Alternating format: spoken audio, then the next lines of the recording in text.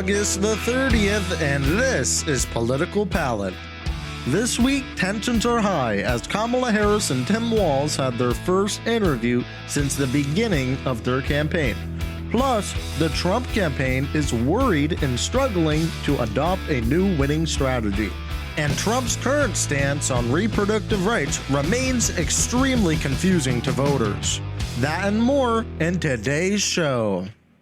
Today's show is brought to you by Empower United. Learn more at empowerunited.org. So here we are in the year 2024, and Donald Trump is once again the name on everyone's lips. But this time, there's a twist in the tale. With Biden out and Harris in, Trump's campaign has had to recalibrate faster than a spaceship dodging asteroids. Trump's eyeing states that he hasn't won since bell bottoms were in fashion. Minnesota's on his radar, where according to NPR, he's hoping for an upset. But let's be real, trying to win Minnesota for Trump is like trying to reach a Volgans to dance ballad. Theoretically possible, but practically hilarious. Kamala Harris' stepping up has turned the campaign into a sequel nobody quite predicted. It's like the director suddenly yelled plot twist and swapped the lead actor mid-movie. Trump's campaign now faces a dynamic that's been less than been there and done that, and more whoa, didn't see that coming. Let's talk strategy, or the lack thereof. Trump's campaign has been as consistent as weather forecasts in a climate change era. The 3 worst weeks, as the New York Times highlighted, Trump had a trio of weeks that were less campaign strategy and more how not to win an election. From questioning Harris's race to attacking popular figures, it's been a masterclass in political self-sabotage. The ground game, or should we say the lack of one. Trump's campaign seems to be running on the fumes of charisma and controversy, while Harris is out there rallying in Atlanta. Trump's strategy seems to hinge on the hope that his base will just know he's the better choice. Kinda like Wi-Fi signals in the middle of the desert. I don't know, have you heard already? But Harris is apparently turning this race into some sort of speed run after Biden basically face planted out of the race faster than you can say Delaware Shuffle. I know maybe it didn't land that well, but now the polls are tighter than Trump's grip on a bucket of KFC. We're talking margins so slim they're practically on a diet. Trump +1 here, Harris +2 there. It's like watching 2 drunks wrestle over the last shot of whiskey in the bar. Messy, unpredictable, and someone's bound to throw a punch. And let's not forget the brilliant political masterminds out there in the media who are tripping over themselves to make sense of these numbers. Oh, but Harris has more paths to 270 electoral votes. Yeah, and I've got more paths to winning the lottery, but that doesn't mean I'm quitting my day job. The truth is, these polls are throwing darts in the dark, hoping they'll hit something that isn't a bystander. Now, here's where it gets juicy. Trump's popularity is apparently at its highest in 4 years. Yeah, you've heard that right. The guy who has more legal battles than a daytime soap opera is somehow becoming more likable. I don't know what alternate reality these pollsters are living in, but I'd like a ticket there just to see what the hell is going on. Maybe in that world I can get through a Monday without wanting to scream to the void. And the best part? Trump's base couldn't give 2 shits about these polls. They're out there in Michigan, blowing off the polls like it's an annoying fly at a barbecue. Trump's got it made, they say, while the rest of us are wondering if they've been drinking the same Kool-Aid Jim Jones served up in the 70s. But here's the kicker. None of this matters. Come November, all these polls will be just as relevant as Blockbuster in 2024. So why do we keep obsessing over them? Because we love the fucking drama. It's like soap opera where everyone's lying, cheating, or plotting world domination. And honestly, who doesn't love a good political train wreck? I mean, I do, but I don't know. It really depends, right? I mean, some ends of politics are actually good. Some ends of politics are actually bad. It really depends. But one thing I could say is that delivering this news here to you, right, on the show, it takes a tremendous amount of work and effort. And that's why I kind of put it together in a way to inform the American people. You know, there's a lot of information out there that a lot of people just don't know, but now we're learning thanks to independent media. You know, and dare I say, the Tucker Carlsons in the world, even though we might not exactly agree with all of their views and standpoints on life itself and politics in America, or even global politics, still, at the end of the day, these people have created an incredible platform that just galvanizes the public support, and it's more popular than regular mainstream media today. And really how I veered into this subject is because this really matters, right? It matters going forward because this independent media has never been at such a high point as it is today. And it's a good thing, quite frankly. I mean, a lot of these, dare I say, propagandist news networks. I mean, I am willing to admit that every single news network, whether you go to Fox, CNN, Newsmax, ABC, you know, you already know pretty much what you're going to expect there. So by the time you get to the station, you're like, okay, I get it. You know, they love Donald Trump. They're on their knees, you know, but then you'll go to CNN and you'd be like, oh, wow, you know, this is like a 24/7 political ad for Kamala Harris's campaign. And that's something I do agree with, especially after the CNN video interview, which we'll get into the details and specifics of that a little bit later. But I did want to say overall, these media organizations, they're traditional media. It's just slowly going downhill and dying. And that's exactly why we need to have more independent media. And trust me, this is actually changing the political landscape more than ever before. You know, people in the 70s and 80s, the kids didn't really care about politics in the way that they do today. And now everybody seems to care, right? I mean, even I care. I bet if I was born in that time, I wouldn't give two shits about politics, right? But now, you know, I do. And a lot of other people are more politically involved than they ever been before. More people are voting than there ever been before. And a lot of people, majority of those voters, are listening to independent media now. And it's something that both parties need to kind of learn how to do properly. Something I have seen, which was pretty good for Trump's end of his campaign, is he actually started joining, you know, an individual podcast. He was on the Dr. Phil show. I don't know if that's really a small thing, but he was on so many other podcasts, just individual podcasts, except for Joe Rogan, because Joe doesn't want Trump on his show, which is okay. I mean, that's obvious. Rogan's kind of a centrist, independent guy. I mean, it's unbeknownst to us, really, like who really he might vote for, whether it be Trump or Kamala. But, you know, a lot of these political commentators, except for Alex Jones, probably, he's a little crazy. But a lot of these political commentators are just very good at spreading different perspectives, different point of views.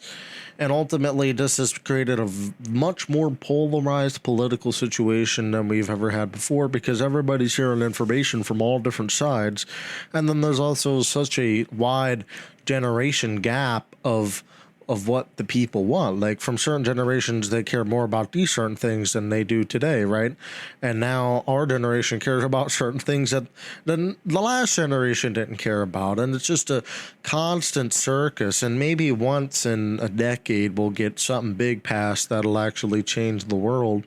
But most of the time, it's rare, if that, right? So next, I wanted to talk a little bit about Kamala Harris's interview on CNN. It was an exclusive interview just with the folks over at CNN. I got to watch some of this, and it was okay, but it wasn't extraordinary, right? It was a little worrying to see, because CNN really didn't give them any hard questions per se, right? It seemed like a framed interview. You know, they already knew the questions. They asked very specific questions, which means that, you know, Kamala Harris probably asked CNN to ask her that, which is even more messed up for journalism, if you ask me. I mean, even though I love the candidate and the campaign, that is kind of a bad look. That makes Trump kind of look more genuine in a way, right? Because he's out there on all these different shows and podcasts just saying whatever, no questions, completely pre-written. I mean, they're really just throwing some softballs over at Kamala and Walz. And it was good to watch, but a little hard to watch. I mean, they kind of acted like they were going to throw a tough question, and then Kamala's like, she opened her eyes wide and she said, next question. Like, she didn't even want to answer the question. So that's a little weird look as well. I think Kamala would be much better suited to go on a podcast that is more direct to audiences, more youthful, right? I mean, yeah, CNN is great and all, but not the best, right? Go to an independent journalist. Go to the Breakfast Club podcast. You know, they're a very central podcast overall, and they ask tough questions all the time. I mean, just go to independent media, and that'll be your best suit to kind of show the people that, hey, you know, I'm able to answer the tough questions, the light questions, everything. Not some kind of framed thing that kind of keeps the negative out. Because I feel like both political parties need the negatives and positives, not just, oh, one party's completely 100% positive and one party's negative. You know, that's not very balanced, and that's unhealthy for the political climate for sure. So picture this: Kamala Harris and Tim Walz at Kim's Cafe in Savannah, Georgia. It's August the 29th, and Dana Bash is ready to grill them like it's a summer barbecue. This was Harris's first major interview since Joe Biden bowed out, and it's clear she's got a lot to prove. Now let's talk policy shifts. Bash didn't waste time, pressing Harris on her past positions. Remember when she was all in for banning fracking and decriminalizing border crossings? Well, now she's singing a different tune now. On fracking, she's emphasizing a balance between clean energy and economic growth. And as for border crossings, it seems Harris is pivoting, focusing on a broader immigration reforms. Her message, her values haven't changed, but the playbook might have. Harris also laid out what she'd tackle on day one if elected. Her big focus, the middle class. We're talking expanding the child tax credit, making housing more affordable, and of course tackling those grocery prices. Prices are too damn high, she says, echoing a sentiment we all feel every time we check out at the store. Then there's Tim Walz, who's playing the role of the steady, reliable partner. He's backing Harris on everything, from healthcare to education, clearly positioning himself as the pragmatic voice on the ticket. Walz is the guy you can call when you need someone to fix things, and Harris is betting that's exactly what voters want. So what's the takeaway here then? Harris and Walz are working hard to convince voters that they are the team to trust, but the economy, healthcare, and let's be real, just getting things back on track. They're trying to bridge the gap between progressive ideals and pragmatic solutions, and this interview was their first big test together. Discover Empower United, a beacon of hope and empowerment for LGBTQ+ youth. We are dedicated to providing the support, advocacy, and resources necessary to uplift and inspire our community. Our mission is to create a world where every LGBTQ+ young person feels valued, accepted, and empowered to reach their full potential. At Empower United, we offer a variety of programs and services designed to address the unique challenges faced by LGBTQ+ youth. We need your help to continue our vital work. By donating as little as $5, you can make a significant impact on the lives of LGBTQ+ youth. Visit empowerunited.org today to learn more about our programs and to make your donation.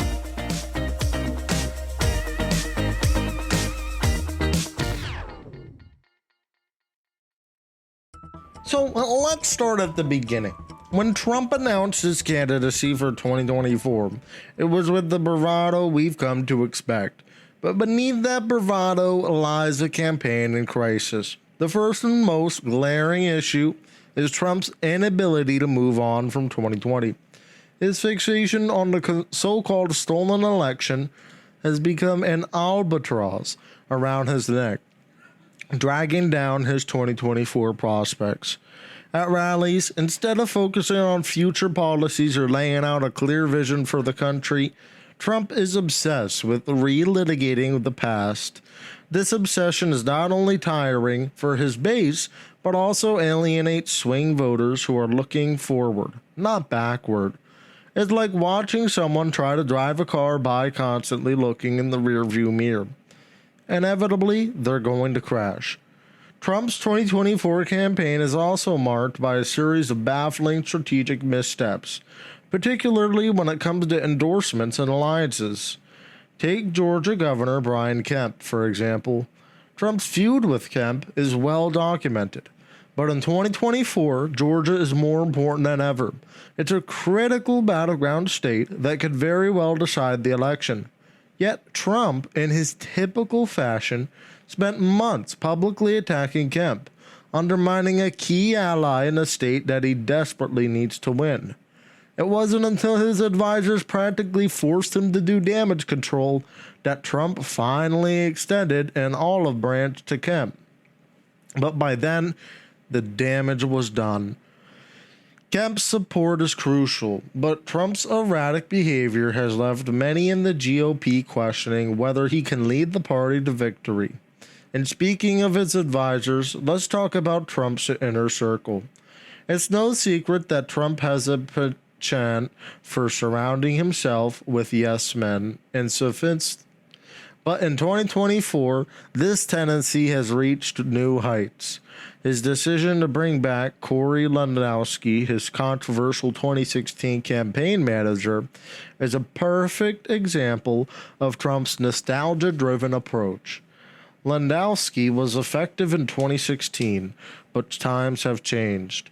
The electorate has changed. The world has changed. But Trump, it seems, has not. He's trying to recreate the magic of 2016, but what worked 8 years ago isn't going to cut it now. It's like trying to play a modern video game with an old, outdated console. Sure, it might work, but it's not going to get you anywhere. And the problems don't stop there. Trump's messaging, or lack thereof, has been a disaster. His stance on key issues is all over the place, particularly when it comes to abortion. In a desperate attempt to appeal to moderate voters, Trump recently softened his rhetoric on abortion rights, even going so far as to say his administration would be great for women and their reproductive rights. This blatant flip-flop has alienated his base while failing to win over moderates. It's a lose-lose situation that highlights the campaign's lack of direction. And this isn't just a one-off issue.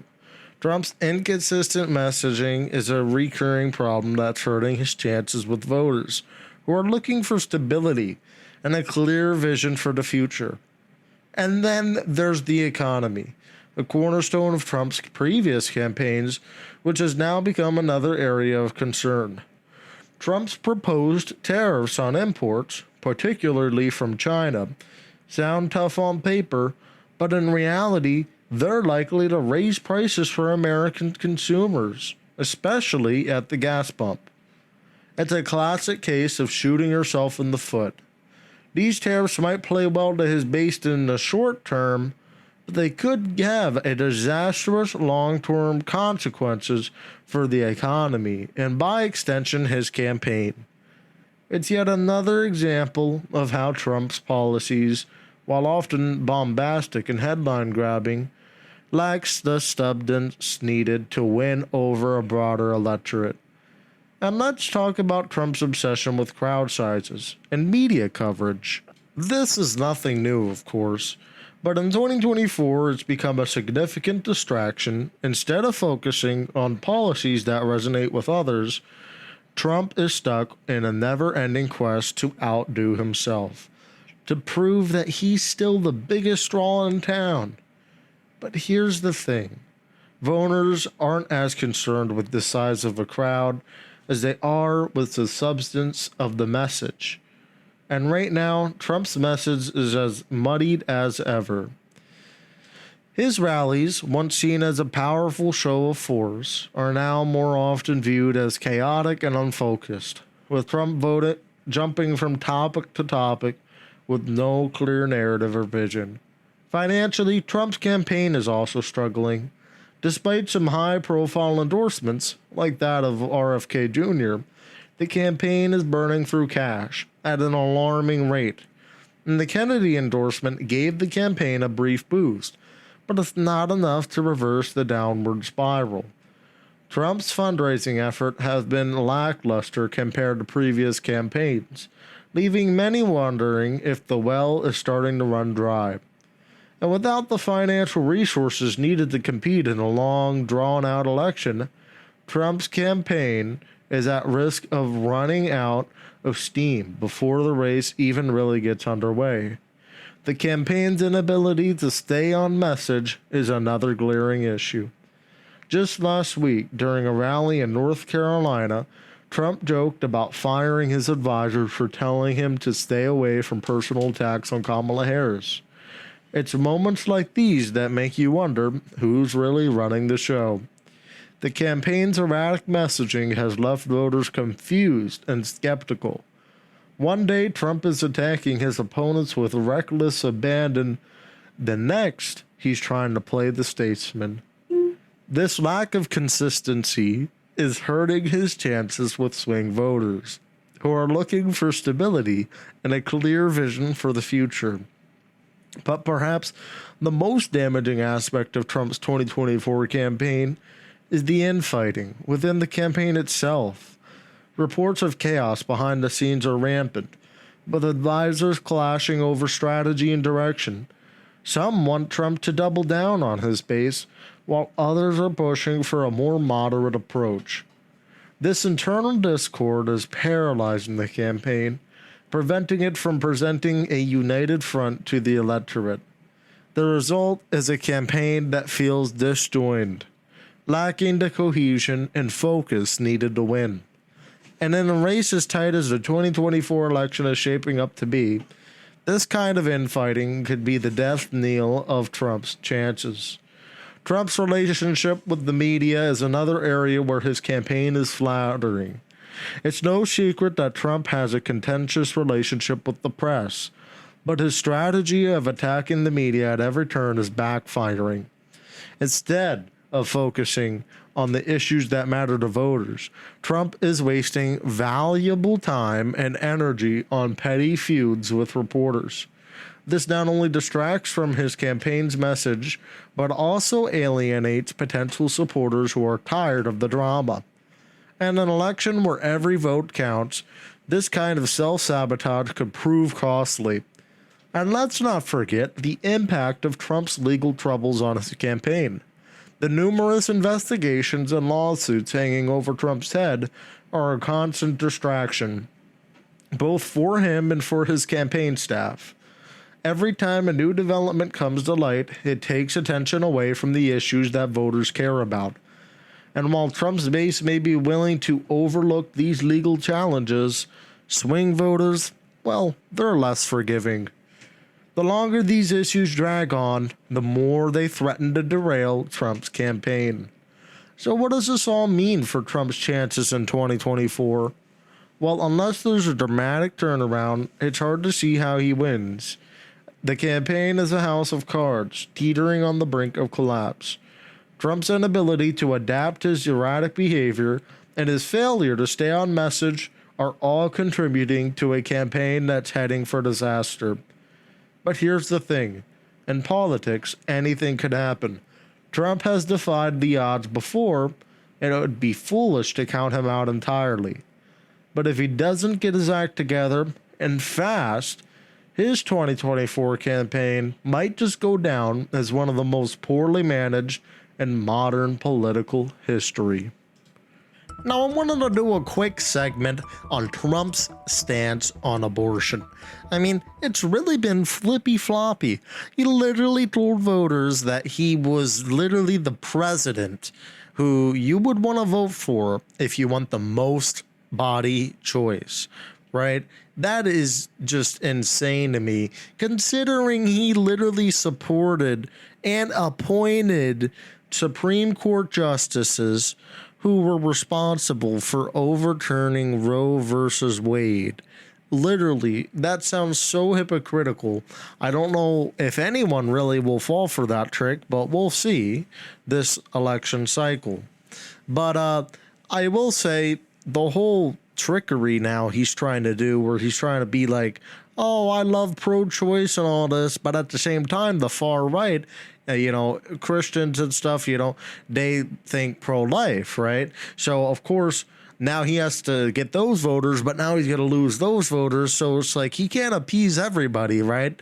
And he knows the more popular opinion out of all Americans is pro-choice, right?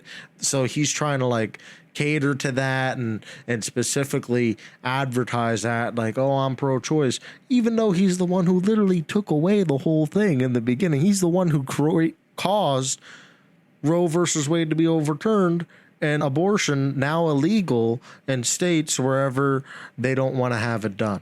So, I mean, it's kind of a hypocritical view, but that's just how it is on his end. Who knows what he was thinking?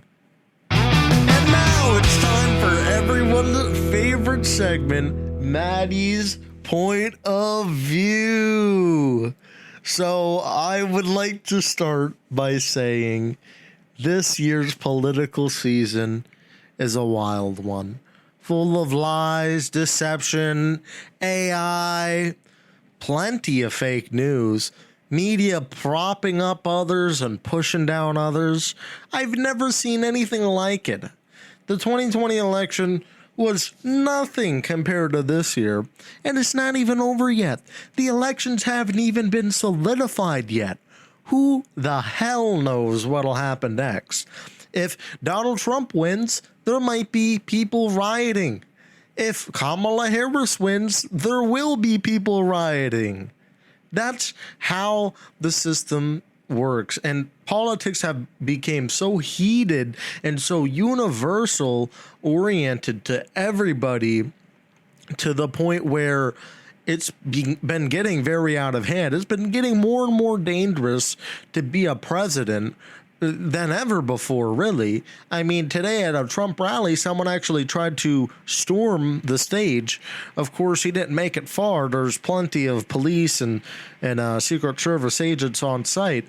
But the fact that all of that happened, and also the attempted assassination of Trump, among other things, the political environment's heating up to a temperature that we've never seen before. And it's a little scary, honestly. And, the saddest part to me is I feel like things are turning into a very dark situation, right? I mean, Donald Trump's already at his rallies every day talking about how World War III is pending. The whole world's going to be blown up by nuclear bombs. I mean, he actually says this stuff out of his mouth. And, it's really sad, because if you're an American, you should be happy for your country and the incredible success we've had. I don't think people understand we live in one of the most peaceful times of history. And it could be so much worse. There could be a Great Depression. There could be, a world war, stuff like that. But thankfully, we are very far from a potential situation like that happening. I think the number one thing which is apparent to me is the lobbying when it comes to wars. The only reason America's still supporting Israel, right, is because of money. Because politicians in the United States Senate and House and everybody who is an elected official there gets their pocket filled up on the Democrat and Republican Party. They get their pockets all filled up by Northrop Grumman, Boeing, Lockheed Martin, all these different military contractor companies. And these wars, like the Israel war, continues to happen. And it's sad to see. It really is. We don't need this. We really don't. For our whole country, we don't need this. And we can easily end it. But we choose to not end it. You know, this is the thing. Lots of issues that are happening, we take a very light approach to it. I mean, there's so much more we could be doing to just get rid of those issues and not make them, you know, something huge, right? But at the end of the day, like I started, right, I said we live in a peaceful time. And I do agree with that for sure, because it could always be worse. There could be people being human trafficked or anything like that. And of course that happens today. But that's not a war, you know? But enough of this silliness. I'm sure you want to enjoy the rest of your Friday. So thank you so much for listening to today's show. You can follow me at Matty Unhinged on all social media platforms and at Matty.unhinged on Instagram, because they wanted me to add some type of dot. That was dumb. But anyway, thanks everyone for tuning in. Make sure to rate the show 5 stars on wherever you listen to your podcast.